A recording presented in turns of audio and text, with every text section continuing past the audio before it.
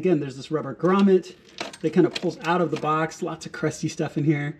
And then you're going to turn that lower section, turn it and pull it out and replace it with a new one. So take the new one, fit it right back into the same grommets on this side right here, feeds around, comes around to this side, and feed it all the way back down. And basically just duplicate it back in this exact same spot as the other, and then we'll look to plug this into the new brake pad, which I'll show you here in just a second. All right, so as you can tell by the nice clean green cable, the new brake sensor's on. Now, one thing you want to look at here really quickly, when you look at your brake sensor, and it's going to be the same for the front and rear, one side of it is flat and one side of it has a bump.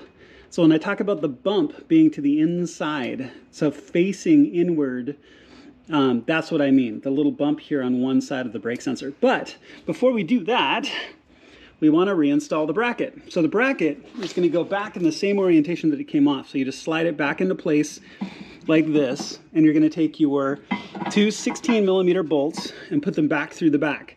So go ahead and just snug them down by hand for now. They are going to be 110 Newton meters. So you can snug it down by hand, and then you can use a torque wrench to put them to 110 before you put the rest of the caliper on. So go ahead and get this bracket back on, torque it down to 110. Okay, so the bracket is in place. I want to show you, you're going to have two brake pads. Now you should have been able to see when you took them off.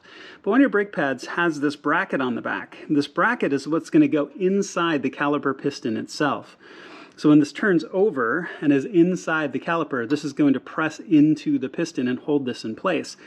But the other thing is that it's got this notch right here on the top, which is where your brake wear sensor is going to go. Now remember that the bump should be to the inside, to the pad side, okay? So make sure that that is the case.